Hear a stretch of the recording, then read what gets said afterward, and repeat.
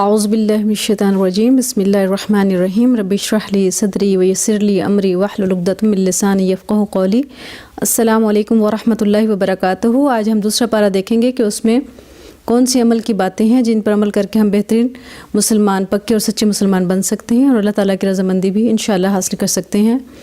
تو دیکھتے ہیں نمبر 1، موسم، جگہ، حالات کی تبدیلی کو زندگی میں خوشی سے قبول کرنا ہے۔ نمبر 2، ہمیشہ پر امید اور شکر گزار رہنا ہے۔ نمبر 3، نیکیوں میں آگے بڑھنے کی کوشش کرنی ہے۔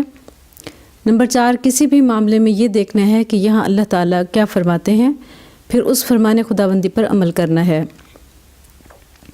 نمبر 5، صرف اور صرف اللہ پر بھروسہ رکھنا ہے، بس اسی سے دعا مانگنی ہے۔ نمبر 6، فتنہ سے بچنا ہے۔ نمبر 7، مایوسی سے ہمیشہ بچنا ہے اور شرک سے بچنا ہے۔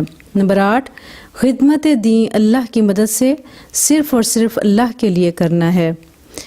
اللہ تعالیٰ ان تمام باتوں پر ہمیں عمل کرنے کی توفیق عطا فرمائے، آمین یا رب العالمین۔ وآخر دعوانا ان الحمد للہ رب العالمین۔ السلام علیکم ورحمۃ اللہ وبرکاتہ۔